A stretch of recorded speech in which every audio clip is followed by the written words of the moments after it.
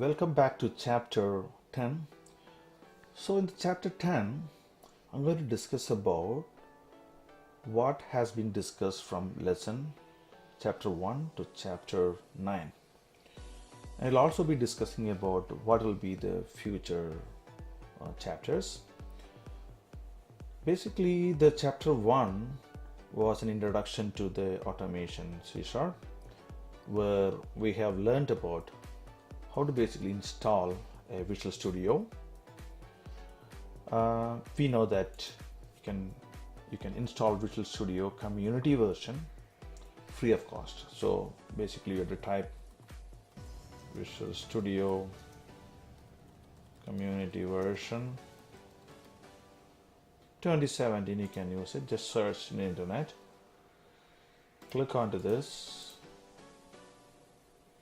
and you got it. Even 2019 is available. You can download that as well, or you can go to 2017. You can download Visual Studio 2017 community version. So that one is freeware, so you can use that. You can download it. It'll take some time to install it. Okay, the next tool that we have installed was Catalan Recorder for Chrome.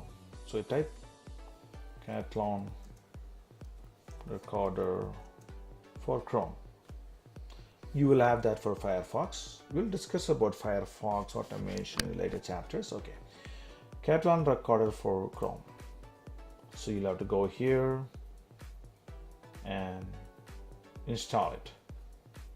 Okay, so once you install it, it'll be like a Chrome web extension. So that will be, after installing, it will be available here. So why do we use a Catalan Recorder version 3.7.0, which is the latest? Because that used to capture the web locators, as we discussed earlier, and it also can use to export the recorded steps into various programming language, including C#, MS Test, NUnit, Java, then Python. So mainly C#, Java, Python, and robotic frameworks in Ruby as well. These are the famous programming languages that we use in the automation industry. So the architecture I use for this chapters are C#, WebDriver, MS Test, Microsoft Test. So that's why we used MS Unit Test, and we created a project, if you remember it, and using that project you have we have written several login steps, and we use a Catalan Recorder and use this code. The code which is generated here, we used it to run it from the Visual Studio editor. Okay, you can run, some people have the doubt, why don't we do test cases in the Catalan Studio itself? Yes, you can do it, but you don't have a programming facility. This is just like a record and playback. So for every individual test cases, you need to have a separate test cases. It will keep building here. So in that case, this ID will be used multiple times. For individual test cases, these IDs, example login, will be used in a number of test cases. Say if you are building 100 test cases, normally this will be repeated. So tomorrow what happens when someone change the ID, in developers change the ID, or for the next release the ID has been changed, so in that case they will not have any way to maintain it, because you'll have to go through these hundreds, and if it is 1,000, you have to go through all the 1,000 test cases to change one ID. Imagine that you got hundreds of many of the IDs are changing, your name or links are changing. The ID means which is dynamic in nature. In that case, you cannot basically address maintenance, become very difficult for you. So that's why we need to have an environment like Visual Studio or Eclipse. Visual Studio for C#, Eclipse, we can run Java. As you see, the next part is supporting that all these languages. So that's why we, as I discussed, we need to have an IDE. The Visual Studio is an IDE that we used it, and Catalan record is only one which is used to basically record the test steps, or which can use to identify the web element. You have other methods to identify the web elements as well. Suppose if I go here, I can come over here, inspect. Instead of going to Catalan Studio and record it, I can inspect. Chrome has its own inspecting, so I can inspect. Do you see that here? Okay, it shows that input type is text, placeholder username. This is a username, and ID is user, and name is also username. Similar way, come over here with the mouse and right click, inspect. Then you can see ID's password. ID is equal to PASS and name is password. Okay, so you can use this way also to inspect web elements. So the better method is recording, so that it automatically records. But if you wanted to do some kind of manipulations while you're doing the coding, and you might sometimes use inspect element the way I am inspecting from the Chrome, and Firefox it has its own. We can use Firebug for inspecting in Firefox. We'll discuss about that in later stage.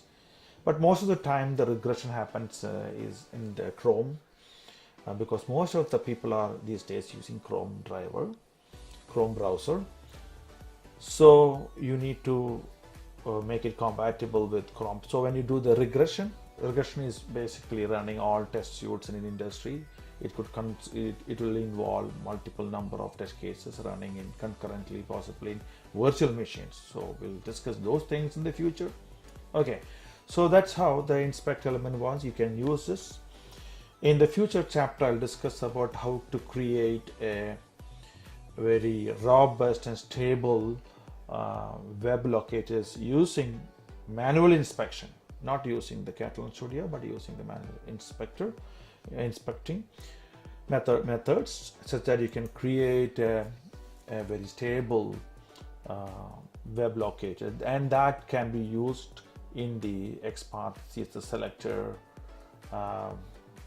using some regular expressions. This we will be discussing in the future. Okay, so this is how. So these are the essential things that I discussed in the chapter 1. Chapter 2 we discuss about a little more further. We have discussed about different types of methods that you can identify. Example, you click on here, you can see multiple different attributes, HTML attributes that can be displayed. You can use any of this choice, and that can be used basically to export, and you can use those code instead of ID. You can use a name, XPath, CSS selector, link test, and various such types of attributes can be used to identify web elements, and we discuss those things in chapter number 2. So go through chapter 1 and 2, which is a fundamental for understanding going forward from Selenium, chapter 3 onwards till 9. Okay, in chapter 3 we discuss about verification. What is a verification? Verification is a kind of a test case. See, every test cases, every company requires verifications. Every website requires verification, in the sense whether that specific label, text labels are available or not. Okay, so for that we have used assert.r equal. Imagine that we have a login page, and login page has a title called login, and we need to verify whether that login label is present or not. Those things we discussed. We used CSS selector for that one, and we compare the value that returned from that CSS selector, and if both are equal, then test case par. If both are not equal, test case fail. This is how we verify. And in that chapter we have introduced to actually how to create an object, and how to create and how to call the methods using that object. So indirectly we have learned how to do the object oriented concepts, and we have learned how to do a common methods. And in the common methods are the methods that is being used across all test cases. If we have 1,000 test cases, all the test cases have the common test steps and common login example common login pages, and I don't need to write repeated codes. Instead, it's better to write a code that can be used commonly, and that will be inside the common C# file within a class, and we call those methods from external test cases. So that's basically we discussed, and verification is very, very important. So assert dot r equal and assert dot is equal, these are all discussed already in chapter 3 as well as in the following chapters. Chapter 4 discuss about simple exception handling. What is an exception handling? When any test cases fails, basically what happens, it will go to the exception and say that why it has failed. Okay, so exception handling is important. So that is achieved by using a code snippet called try catch. So you must have trained the try and catch. Try doing some test steps. So in case it failed, it will go to the catch and with an exception called E. Okay. In the later chapter, I discuss about how to capture this E exception in a text form, and how to log in, how to log it, or how to report it in text files, or how to take a snapshot. That we are discussed in the earlier following chapters. So exception handling is an important for every test cases. We need to have a exception handling. In the chapter 4, I discuss very simple method how the exceptions are handled, and when the test case is passed or failed after completion, you will basically go to the test case and click onto the output, and you get, and that will provide you with the reason why test cases failed in a very simple manner. So that's a very important part of every test case. Okay. In chapter 5, discuss about how to take a snapshot when test case failed. Okay, so there are APIs available to take the snapshots, and these snapshots need to be written inside the catch. So when test case fails from the try, it will go to the catch, and further it will take the snapshots of the test case failed, so that when you analyze later on after running our regression test and when test case failed, you'll have to go to a folder and find out where exactly is failed. So that will give you a snapshots of every page that is failed, and which will be the easiest method to analyze and quicker. So that is a simple method that we have used in chapter 5 to take the snapshot.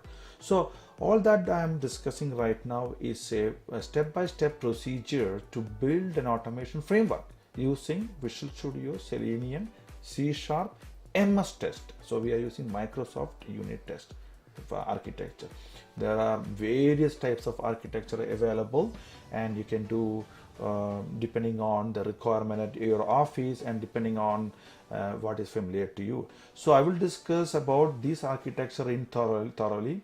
Then later on we can, in the future chapters after Selenium C# discussion, I can go ahead and discuss about Cucumber, SpecFlow using Visual Studio C# and other architectures as well. Okay, so that's about the chapter number 5.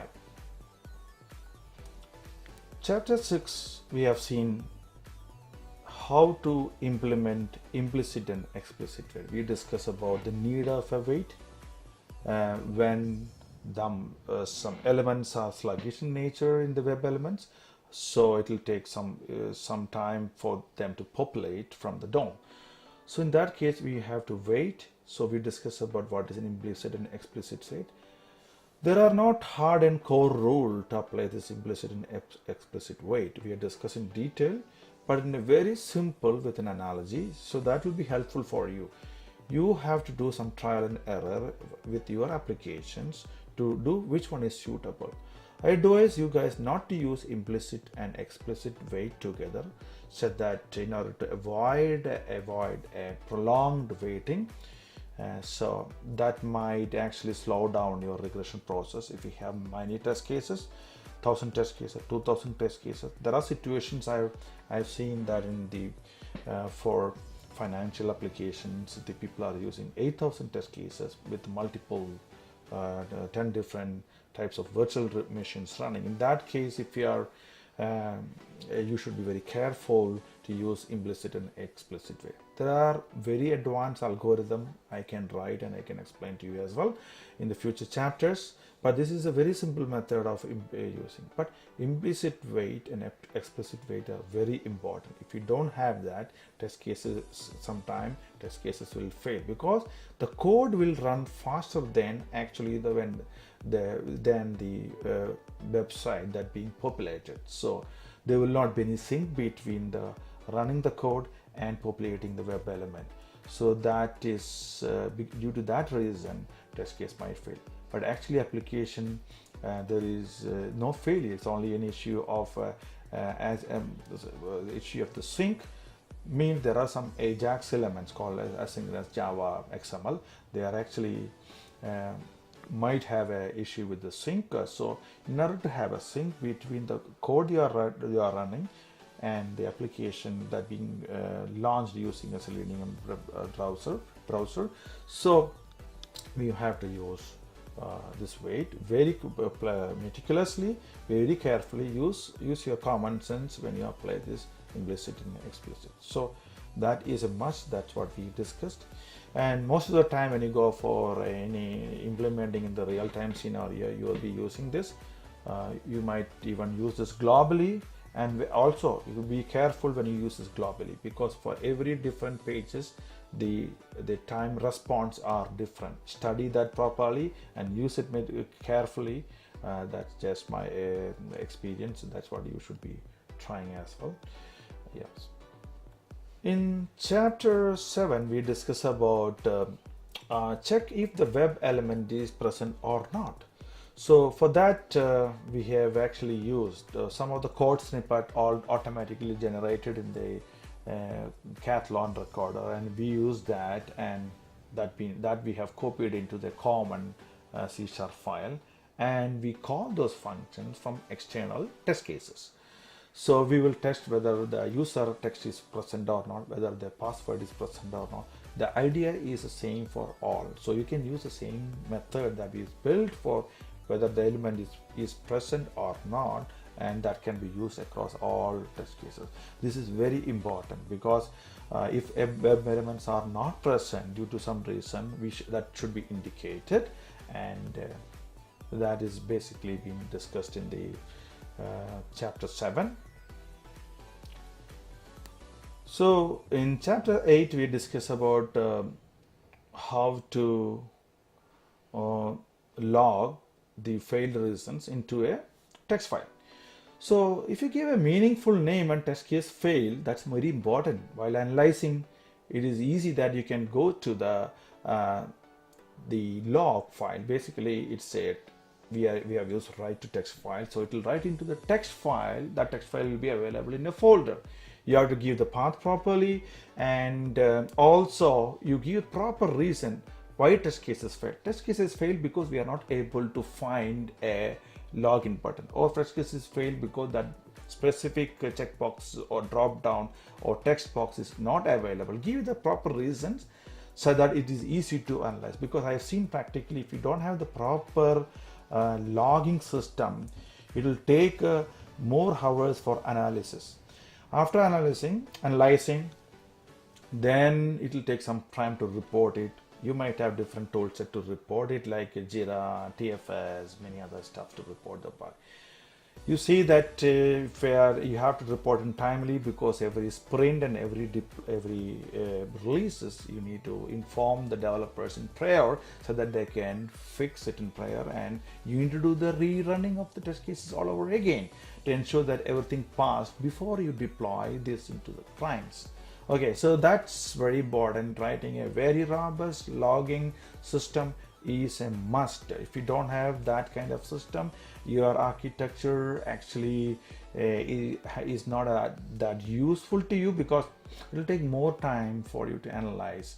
Imagine that you're taking 2 hours or 1 hour to run 1,000 test cases, and you're taking 5 hours for analyzing it, and that's not a pretty robust, I mean, so it may be a robust system, but it's a time consuming.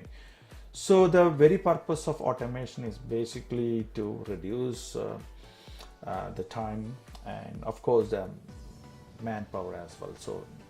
So that you should remember, and that should be in your focus while you are doing this. So chapter 8, we discuss about the login reasons when test cases fail.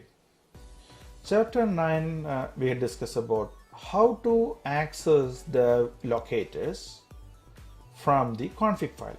Why do we need a config file? Because the config file is required only because you can access the locators from a common file. If you have locators available in individual test cases, then anything happens in the system or the ID broken, then you have to go and change in every places. Okay, so instead have it in config file.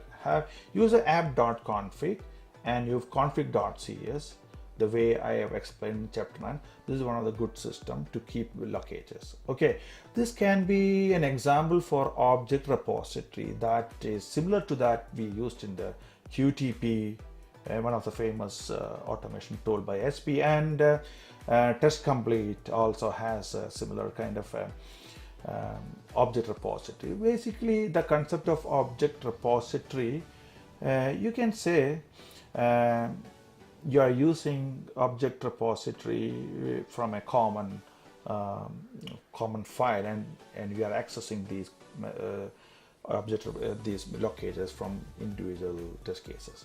So app.config and config.cs are an example to keep these locators. Okay, we'll talk about the page object model provided by Visual Studio Selenium in a later chapter. That will be really useful, and that's also one method of accessing the locators.